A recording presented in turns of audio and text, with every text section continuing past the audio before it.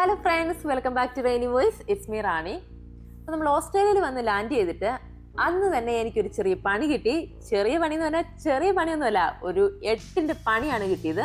ഒരു 1.5 മാസമായി ഞാനിവിടെ വന്നിട്ട്. സ്റ്റിൽ എനിക്കത് സോർട്ട് ചെയ്യാൻ പറ്റിയിട്ടില്ല. ഞാൻ എൻ്റെ പുറകെ ഇങ്ങനെ അലഞ്ഞുകൊണ്ടിരിക്കുകയാണ്. അപ്പോൾ ആർക്കും അങ്ങനെ വരാതിരിക്കട്ടെ. അങ്ങനെ വന്നാൽ എന്താണ് അതിന് ചെയ്യാനുള്ളതെന്ന കാര്യമാണ് ഈ വീഡിയോയിൽ ഞാൻ പറയാൻ പോകുന്നത്. കഴിഞ്ഞ മാസം 7-ാം തീയതിയാണ് ഞാൻ ഓസ്ട്രേലിയയിൽ അഡ്ലൈഡിൽ വന്ന് ലാൻഡ് ചെയ്തത്. അപ്പോൾ അന്ന് ഞാൻ നേരെ എയർപോർട്ടിൽ നിന്ന് ഞങ്ങളുടെ ഒരു ഫ്രണ്ട് വന്നിട്ടുണ്ടായിരുന്നു. ഞങ്ങളെ പിക്ക് ചെയ്ത് എയർബിഎൻബിയിൽ എത്തിച്ചു. എയർബിഎൻബിയിൽ ചെന്ന് ഞങ്ങൾ ചെക്ക് ഇൻ ചെയ്ത് ഞങ്ങളുടെ ലഗേജ് ഒക്കെ വെച്ച് ഞങ്ങൾ നേരെ പുറത്ത് പോയി. അവിടെ വെസ്റ്റ്ഫീൽഡ് മാരിയൻ എന്നൊരു ഷോപ്പിംഗ് കോംപ്ലക്സിലേക്ക് പോയി. അപ്പോൾ വൈകുന്നേരം ഒരു 7:30 സമയമായിരുന്നു. ഭയങ്കര ടയർഡായിട്ടില്ല വന്നേ. നേരെ ഞങ്ങൾ പോയിരുന്ന് ഫുഡ് കഴിച്ചു. തിരിച്ച് എയർബിഎൻബിയിൽ വന്ന് കിടന്നുറങ്ങി. പിറ്റേന്ന് വെളുപ്പിന് ഞങ്ങൾ ഫസ്റ്റ് തിങ് ചെയ്യാൻ ആഗ്രഹിച്ചതെന്ന് വെച്ചിട്ടുണ്ടെങ്കിൽ ബാങ്ക് അക്കൗണ്ട് സെറ്റ് ആക്കുക എന്നാണ്. കാരണം എനിക്ക് 15ന് ജോയിൻ ചെയ്യണം. അപ്പോൾ അക്കൗണ്ട് ആയിട്ടുണ്ടായിരുന്നില്ലെങ്കിൽ സാലറി കിട്ടൂലല്ലോ. അതുകൊണ്ട് ആദ്യമേ ഞങ്ങൾ ബാങ്ക് അക്കൗണ്ട് സെറ്റ് ചെയ്യാൻ വേണ്ടിയിട്ടിരുന്നു. അപ്പോൾ അതിൻ്റെ ഡോക്യുമെന്റ്സ് എല്ലാം നോക്കി എടുത്ത് വയ്ക്കുന്ന കൂട്ടത്തിലാണ് എവിടെ പാസ്പോർട്ട് എന്ന് ചിന്തിച്ചത്. പാസ്പോർട്ട് എവിടെയെന്ന കാര്യം എനിക്ക് ചിന്തിച്ചിട്ട് ഒരു ഐഡിയയും കിട്ടിയില്ല. തലേന്ന് വന്ന സമയത്ത് നമ്മൾ ആ ചെക്ക് ഇൻ ചെയ്യുന്ന സമയത്ത് എയർബിഎൻബിയിൽ ഒരു അമ്മച്ചിയായിരുന്നു, ഒരു 80 വയസ്സൊക്കെ ഉള്ള ഒരു അമ്മച്ചിയായിരുന്നു. അമ്മച്ചി എൻ്റെ 2 പാസ്പോർട്ട്, എൻ്റെ എമിലിൻ്റെ പാസ്പോർട്ട് വാങ്ങിച്ചിട്ട് അത് സ്കാൻ ചെയ്ത് അതിൻ്റെ ഒരു കോപ്പി എടുത്തിട്ടുണ്ടായിരുന്നു. അതിനുശേഷം അമ്മച്ചി അതെൻ്റെ കയ്യിലേക്ക് തന്നു. അപ്പോൾ ഞാനിങ്ങനെ എൻ്റെ ലെഫ്റ്റ് ഹാൻഡ് വെച്ചിട്ട് എൻ്റെ കയ്യിലേക്ക് അത് വാങ്ങിച്ചു എന്നുള്ളത് എനിക്ക് 100% ഉറപ്പായിരുന്നു. കാരണം എനിക്കത് ക്ലിയർ ആയിട്ട് മൈൻഡിലുണ്ട്. കാണാതെ പോയോ എന്ന് ചിന്തിച്ചു തുടങ്ങി ആ ഒരു സെക്കൻഡ് തൊട്ടിട്ട് ഫുൾ ബ്ലാങ്ക് ആയി. അതിനുശേഷം ആ പാസ്പോർട്ട് ഞാൻ എവിടെ വെച്ചു എന്ന് എനിക്ക് ചിന്തിച്ചിട്ട് ഒരിടത്തും പിടിയും കിട്ടണില്ല.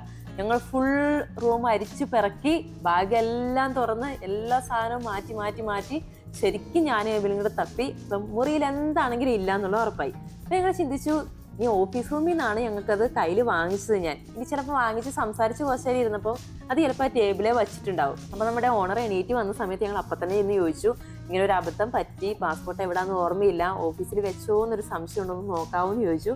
പുള്ളിക്കാരി പറഞ്ഞു, എന്താണെങ്കിലും അതവിടെ ഇല്ല, ഞാൻ നിങ്ങൾക്ക് തന്നു, എനിക്കറിയാം എന്നൊക്കെ പറഞ്ഞെങ്കിലും പാവം പുള്ളിക്കാരി ഓഫീസൊക്കെ തുറന്നു തന്നു. ഞങ്ങൾ കയറി അകത്ത് നോക്കിയപ്പോൾ അവിടെ ഇല്ല. അപ്പം തന്നെ ഞങ്ങൾ ഫ്രണ്ടിനെ വിളിച്ചിട്ട് പറഞ്ഞു, പണി കിട്ടിയോ എന്നൊരു സംശയമുണ്ട്. അപ്പോൾ ഫ്രണ്ട് പറഞ്ഞു, ഇന്നലെ ഫുഡ് കഴിക്കാൻ പോയ സമയത്ത് എൻ്റെ പോക്കറ്റിൽ പാസ്പോർട്ട് കണ്ടതായിട്ട് ഇങ്ങനെ തോന്നിയിരുന്നു, അത് പാസ്പോർട്ടായിരുന്നു എന്ന രീതിയിൽ പറഞ്ഞു. അപ്പോഴാണ് ഞാൻ പോക്കറ്റിൽ പാസ്പോർട്ട് വെച്ചിട്ട് ഫുഡ് കഴിക്കാൻ പോയി എന്ന് എനിക്ക് മനസ്സിലാവുന്നത്.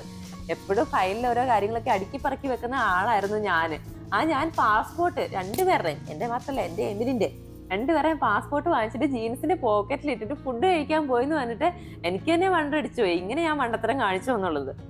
പിന്നെ ഞങ്ങൾ നേരെ അവിടെ പോയി. അവിടെ ഫുഡ് കഴിക്കാൻ പോയിടത്തെല്ലാം ഞങ്ങൾ അന്വേഷിച്ചു. അവിടെ എങ്ങനെ ഞങ്ങൾക്ക് കാണാൻ പറ്റിയില്ല. പിന്നെ അവിടെ സർവീസ് സെന്റർ ഉണ്ടായിരുന്നു. അതായത് എന്തെങ്കിലും ലോസ്റ്റ് പ്രോപ്പർട്ടി ഒക്കെ ഉണ്ടെങ്കിൽ വലിയ മാളാണ്. അപ്പോൾ അവിടെയാണ് കൊണ്ടുപോയി ആരെങ്കിലും ഒക്കെ കൊടുക്കുന്നത്. അപ്പോൾ അവിടെ നേരെ ചെന്ന് ഞങ്ങൾ റിപ്പോർട്ട് ചെയ്തു പാസ്പോർട്ട് മിസ്സായി എന്നുള്ളത്. അപ്പോൾ അവിടെ കമ്പ്യൂട്ടറിലൊക്കെ നോക്കി കഴിഞ്ഞപ്പോഴത്തേക്കും അവിടെ ഇതുവരെ ഒന്നും കിട്ടിയിട്ടില്ല എന്ന് പറഞ്ഞു. പക്ഷെ അവർ ഞങ്ങളുടെ പേരും അതുപോലെ തന്നെ അഡ്രസ്സും ഞങ്ങളുടെ ഫോൺ നമ്പറും 2 പേരെ വാങ്ങിച്ചു വെച്ചു. ആരെങ്കിലും എന്തെങ്കിലും റിപ്പോർട്ട് ചെയ്തിട്ടുണ്ടെങ്കിൽ അപ്പം തന്നെ വിളിച്ചേക്കാന്ന് ഞങ്ങളോട് പറഞ്ഞു. പിന്നെ ഞങ്ങൾ അവിടെ നേരെ പോയത് പിറ്റേന്ന് വെളുപ്പിനെ പോലീസ് സ്റ്റേഷനിലേക്കാണ്. അപ്പോൾ പുതിയ രാജ്യത്ത് ഞങ്ങളുടെ തുടക്കം നേരെ പോലീസ് സ്റ്റേഷനിൽ നിന്നാണ്. പാസ്പോർട്ട് പോയി എന്നുള്ള കാര്യം റിപ്പോർട്ട് ചെയ്തോ. പോലീസുകാരനാണെങ്കിൽ ഇങ്ങനെ ഇരിക്കുകയാണ്, നിങ്ങൾ പാസ്പോർട്ട് എങ്ങനെ പോയി, അതല്ലേ ഏറ്റവും ഇമ്പോർട്ടൻ്റ് ആയിട്ടുള്ള കാര്യം, അതും രാജ്യത്ത് വന്ന അന്ന് തന്നെ എങ്ങനെ പോയി. എന്നെക്കൊണ്ട് അതൊക്കെ പറ്റും. ലോസ്റ്റ് പാസ്പോർട്ട് എന്ന കാര്യം എൻട്രി ചെയ്തു, FIR ഒക്കെ രജിസ്റ്റർ ചെയ്തു. പിന്നെ നമ്മൾ പിറ്റേന്നായപ്പോഴത്തേക്കും വീണ്ടും വെളുപ്പിനെ പിന്നെയും ഈ പറഞ്ഞ സ്ഥലങ്ങളെല്ലാം വിളിച്ചും പോയൊക്കെ ഞങ്ങൾ അന്വേഷിച്ചു. ഒരറിയിപ്പും ഇല്ല പാസ്പോർട്ടിനെ പറ്റിയിട്ട്. ഞങ്ങളുടെ ഫ്രണ്ട് ഞങ്ങളെ വിളിച്ചിട്ട് പറഞ്ഞു, ഒരു വാട്സപ്പ് ഗ്രൂപ്പിൽ ലോസ്റ്റ് പാസ്പോർട്ടിൻ്റെ ഒരു ഫോട്ടോ സർക്കുലേറ്റ് ചെയ്യുന്നുണ്ടെന്ന് പറഞ്ഞാൽ അയച്ചു തന്നു. നോക്കിയപ്പോൾ നമ്മുടെ എമിലിൻ്റെ പാസ്പോർട്ടിൻ്റെ ആണ് കേട്ടോ. അപ്പോൾ എമിലിൻ്റെ ഫോട്ടോ മാത്രം വെച്ചിട്ട് പേഴ്സണൽ ഡീറ്റെയിൽസ് എല്ലാം കളഞ്ഞിട്ട് ഈ പാസ്പോർട്ട് ആരുടെങ്കിലും കയ്യിൽ നിന്ന് പോയിട്ടുണ്ടെങ്കിൽ കോൺടാക്ട് ചെയ്യാമെന്ന് പറഞ്ഞിട്ട് വേറൊരു സ്റ്റേറ്റിൽ നിന്നുള്ള ഒരു സ്റ്റുഡൻ്റ് ആയിരുന്നു, പുള്ളിക്കാരൻ്റെ നമ്പറൊക്കെ വെച്ചിട്ടുണ്ടായിരുന്നു. അപ്പോൾ ഇപ്പം തന്നെ ഞങ്ങൾ കോൺടാക്ട് ചെയ്തു. ഫസ്റ്റ് ക്വസ്റ്റ്യൻ, ഒരു പാസ്പോർട്ടാണോ അത് 2 പാസ്പോർട്ടാണോ കിട്ടിയെന്നുള്ളതായിരുന്നു. പക്ഷേ പുള്ളി പറഞ്ഞു ആകെ മൊത്തം പറഞ്ഞേ കിട്ടിയിട്ടുള്ളൂ, അതിൻ്റെ ഫോട്ടോ ആണ് ഇട്ടത്. അപ്പോൾ ഒരു കാര്യത്തിൽ ഞങ്ങൾ സന്തോഷിച്ചു, ഒരാളുടെ പാസ്പോർട്ട് കിട്ടി. ആ കിട്ടിയത് എമിലിൻ്റെ ആണെന്നുള്ളതാണ് ഇമ്പോർട്ടൻ്റ് ആയിട്ടുള്ള കാര്യം. കാരണം പാസ്പോർട്ട് പോയപ്പോൾ തന്നെ ഞങ്ങൾ ഹോസ്പിറ്റലിൽ പോയി എൻ്റെ ഡിപ്പാർട്ട്മെൻറ്റിൽ എൻ്റെ മാനേജറോട് അത് പറഞ്ഞു. അപ്പോൾ അവർ പറഞ്ഞു, ഒരു കുഴപ്പമില്ല, ആ ഒരു ഡേറ്റിൽ തന്നെ എന്നാണോ പറഞ്ഞിരിക്കുന്നത് അന്ന് ജോയിൻ ചെയ്തോ, ഇനി അത് യാതൊരു രീതിയിലും ബാധിക്കത്തില്ല. പക്ഷേ അക്കൗണ്ട് ആയാൽ മാത്രമേ നിങ്ങൾക്ക് സാലറി കിട്ടുള്ളൂ. അപ്പം എനിക്ക് ജോലിക്ക് കയറുന്നതിന് തടസ്സമൊന്നുമില്ല. പക്ഷേ എമിലാണെങ്കിലോ, നമുക്കൊരു ജോലി നോക്കണം. അതുപോലെ തന്നെ കുട്ടീനെ കൊണ്ടുവരാൻ വേണ്ടി എമിൽ നാട്ടിൽ പോകാനിരിക്കുവാണ്. അത് പാസ്പോർട്ടിലാണ് എന്തായാലും പറ്റൂലല്ലോ. ഞങ്ങൾ ഏതായാലും ഒരു 1 വീക്കൊക്കെ ഒന്ന് വെയിറ്റ് ചെയ്തിട്ട് പുതിയ പാസ്പോർട്ടിന് അപ്ലൈ ചെയ്യാമെന്ന് വിചാരിച്ചു. 1 വീക്കായിട്ട് യാതൊരു അനക്കമില്ല. നമ്മൾ പതിവ് പോലെ എല്ലാ അന്വേഷണവും നടത്തിക്കൊണ്ടേയിരുന്നു. പോലീസ് സ്റ്റേഷനിൽ വിളിക്കുമ്പോൾ റാണി എന്ന് പറയുമ്പോഴേ റാണി തോമസ് അല്ലേ ഇങ്ങോട്ട് ചോദിക്കുന്ന ഒരു പരിചയമായി അവിടുത്തെ പോലീസുകാരൊക്കെ ആയിട്ട്. അപ്പോൾ ഒരാഴ്ചയായിട്ട് യാതൊരു അറിയിപ്പില്ലാതായപ്പോൾ നമ്മൾ പുതിയ പാസ്പോർട്ടിന് അപ്ലൈ ചെയ്യാൻ തീരുമാനിച്ചു. കാരണം ഇനിയും വെയിറ്റ് ചെയ്തിട്ട് കാര്യമില്ല. എനിക്കൊരു അക്കൗണ്ട് തുടങ്ങാൻ പറ്റിയിട്ടില്ല. എമിലിൻ്റെ ബാങ്ക് അക്കൗണ്ടാണ് ഞാൻ എൻ്റെ സാലറി അക്കൗണ്ടായിട്ട് കൊടുത്തത്. അതുപോലെ തന്നെ വർക്ക് വിത്ത് ചിൽഡ്രൻസ് ചെക്ക് എന്നൊരു കാര്യം ക്ലിയർ ചെയ്യാനുണ്ടായിരുന്നു. അതും എനിക്ക് പാസ്പോർട്ട് ഇല്ലാത്തതുകൊണ്ട് ചെയ്യാൻ പറ്റിയില്ല. നമുക്ക് പാസ്പോർട്ട് ഇല്ലെങ്കിലും ടാക്സ് ഫയൽ നമ്പർ സെറ്റ് ചെയ്യാൻ പറ്റി. അങ്ങനെ ഒരു ഉപകാരം ഉണ്ടായി. നമ്മൾ പുതിയ പാസ്പോർട്ടിന് എന്താ ചെയ്യേണ്ടതെന്ന കാര്യം പിന്നെ തുടങ്ങി. അതിന് 2 കാര്യങ്ങളാണ് മെയിനായിട്ട് ചെയ്യാനുണ്ടായിരുന്നത്. പാസ്പോർട്ട് സേവയിൽ കയറിയിട്ട് നമ്മൾ രജിസ്റ്റർ ചെയ്യണം. അവിടെ ആണെങ്കിലോ ഞാൻ എൻ്റെ ഓൾഡ് ഇമെയിൽ ID ഒക്കെ വെച്ച് രജിസ്റ്റർ ചെയ്തപ്പോഴത്തേക്ക് അത് ലണ്ടനിലേക്കുള്ള കാര്യമായിട്ടാണ് പോയത്. അപ്പോൾ നമ്മൾ മനസ്സിലായത് ഇവിടെ സിഡ്നി എന്ന ഇതിലേക്ക് വേണം നമ്മൾ രജിസ്റ്റർ ചെയ്യാൻ വേണ്ടിയിട്ട്. പുതിയ ഇമെയിൽ ID ഒക്കെ ഉണ്ടാക്കിയിട്ട് ഫോം എല്ലാം ഫില്ല് ചെയ്ത് ആ ഒരു കാര്യം ചെയ്തു. പിന്നെ നമുക്ക് ഇന്ത്യൻ കൗൺസിലേറ്റിൽ, അതായത് നമ്മുടെ VFS ഗ്ലോബൽ, അത് നമുക്ക് അഡ്ലൈഡ് സിറ്റിയിൽ തന്നെ ഉണ്ടായിരുന്നു. അവിടെ നമ്മൾ ഫോമൊക്കെ ഫില്ല് ചെയ്ത് ആപ്ലിക്കേഷൻ എടുത്തിട്ട് ഒരു കുറേ ഡോക്യുമെന്റ്സിന്റെ ലിസ്റ്റ് ഉണ്ട്. ആ കാര്യങ്ങളെല്ലാം സെറ്റ് ആക്കിയിട്ട് ചെല്ലണമായിരുന്നു. ഇതിന് എന്തൊക്കെയാണ് വേണ്ടതെന്ന് നോക്കിയപ്പോഴത്തേക്കും ഇന്ത്യക്കാരായ 2 പേരുടെ റെഫറൻസ് വേണമായിരുന്നു. അതായത് അവർ പേപ്പറിൽ എഴുതി തരണം, ഇവരെ ഇത്ര വർഷമായിട്ട് അറിയാവുന്നതാണ് എന്നൊക്കെ പറഞ്ഞിട്ട്. അതുപോലെ തന്നെ അവരുടെ പാസ്പോർട്ടിന്റെ സെൽഫ് അറ്റസ്റ്റഡ് ആയിട്ടുള്ള കോപ്പിയും വേണമായിരുന്നു. നമ്മുടെ ഫ്രണ്ട്സ് ഉണ്ടായിരുന്നുകൊണ്ട് അതിന് നമുക്ക് ബുദ്ധിമുട്ടൊന്നും വന്നില്ല. അവർ നേരെ ആ കാര്യങ്ങളൊക്കെ റെഡിയാക്കി തന്നു. പിന്നെ നമുക്ക് 2 ഫോട്ടോഗ്രാഫ് വേണം. ഈ പാസ്പോർട്ടിന്റെ ആ ഒരു സ്പെസിഫിക് ആയിട്ടുള്ള ക്രൈറ്റീരിയ മീറ്റ് ചെയ്യുന്നത്. അത് അവിടെ ചെന്നിട്ട് എടുത്താൽ മതിയായിരുന്നു. പിന്നെ നമുക്ക് വേണമായിരുന്നത്, ഞാൻ ആ FIR രജിസ്റ്റർ ചെയ്തില്ലേ പോലീസ് സ്റ്റേഷനിൽ പാസ്പോർട്ട് പോയി എന്ന്, ആ രജിസ്റ്റർ ചെയ്തതിന്റെ കോപ്പിയാണ്. അപ്പോൾ അവിടെ ചെന്നപ്പോഴാണ് പുള്ളിക്കാരൻ പറയണത് അതിനൊരു ഫീസ് ഉണ്ട്, ആ ഫീസ് അടച്ചിട്ട് വെയിറ്റ് ചെയ്യണം. അപ്പോൾ ഞാൻ അതിനുവേണ്ടി ഒരു റിക്വസ്റ്റ് എഴുതി കൊടുത്തു.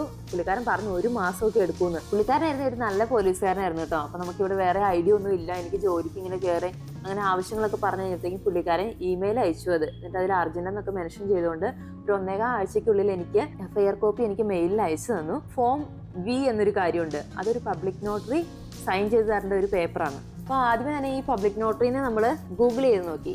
അപ്പോൾ കണ്ട ഒരാളെ ഞാൻ കോൺടാക്ട് ചെയ്തപ്പോഴത്തേക്കും $350 ആവുമെന്ന് പറഞ്ഞു. അതുകൊണ്ട് ഞാൻ വേറൊരാളെ കോൺടാക്ട് ചെയ്തു. 2ാമത്തെ ആള് തോമസ് ആയിരുന്നു പുള്ളിയുടെ പേര്. പുള്ളി പറഞ്ഞു $110 ചെയ്തു തരാമെന്ന്. ഈ അതൊന്നും നമുക്ക് ലേലം ഉറപ്പിച്ചാലോ എന്നിങ്ങനെ വിചാരിച്ച് നിൽക്കുന്ന സമയത്താണ് എൻ്റെ ഒരു ഇവിടെയുള്ള പരിചയക്കാർ പറഞ്ഞത് ജസ്റ്റിസ് ഓഫ് പീസ്, അതായത് JP എന്ന ഒരാൾ ഇവിടെ പബ്ലിക് ലൈബ്രറിയിലുണ്ട്. അപ്പം ഇങ്ങനത്തെ കാര്യങ്ങളിലൊക്കെ പുള്ളിക്കാരനാണ് സൈൻ ചെയ്യുന്നതെന്ന്.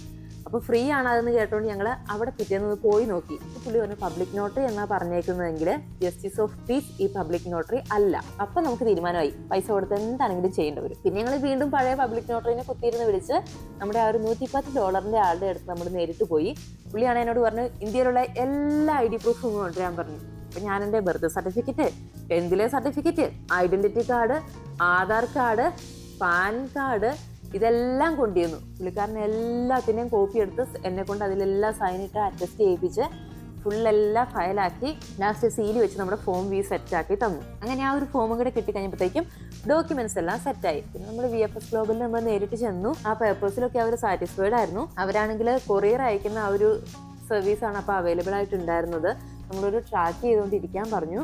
അപ്പോൾ ഒരു മാസമൊക്കെ ആയപ്പോഴത്തേക്കും ഇന്ത്യയിലെ പോലീസ് ക്ലിയറൻസ് കഴിഞ്ഞു. എൻ്റെ പേരൻസിൻ്റെ അഡ്രസ്സും നമ്പരൊക്കെ ഞാൻ കൊടുത്തിരുന്നത്. അപ്പോൾ നമ്മളിപ്പോൾ 1 മാസം 10 ദിവസമായി. സ്റ്റിൽ നമ്മൾ വെയിറ്റിങ്ങിലാണ്. എൻ്റെ പാസ്പോർട്ട് എവിടെയെന്നോ വന്നുകൊണ്ടിരിക്കുന്നുണ്ട്. ലോസായ പാസ്പോർട്ട് എവിടെയോ മറിഞ്ഞു കിടക്കുന്നുണ്ട്. അപ്പോൾ ഒരു ബാങ്ക് അക്കൗണ്ട് പോലും ഇല്ലാണ്ട് ഓരോ കാര്യങ്ങൾക്കായി ചുറ്റിക്കൊണ്ടേ ഇരിക്കുകയാണ് ഞാൻ. ആരും പാസ്പോർട്ട് ഒന്നും കൊണ്ടേ കളയരുത്, വലിയ പണിയാണ്, അത്രയും സ്ട്രെസ്സാണ്, അത്രയും നടക്കേണ്ടി വരും. അങ്ങനെ ഒരുപാട് കാര്യങ്ങൾ ചെയ്യേണ്ടി വന്നു, ഒരുപാട് കാര്യങ്ങൾ പഠിക്കേണ്ടി വന്നു. അങ്ങനെ ഒരു അനുഭവമാണ് ഉണ്ടായത്. വീഡിയോ എല്ലാവർക്കും യൂസ്ഫുൾ ആയി എന്ന് ഞാൻ വിചാരിക്കുന്നു. ഇഷ്ടമെങ്കിൽ ലൈക്ക് ചെയ്യുക, ഷെയർ ചെയ്യുക, സബ്സ്ക്രൈബ് ചെയ്യുക. അപ്പോൾ അടുത്ത വീഡിയോയിൽ കൂടുതൽ മണ്ടത്തരമല്ല, അടുത്ത ഏതെങ്കിലും വേറെ വീഡിയോയിൽ കാണുന്നവരെ ബൈ ബൈ.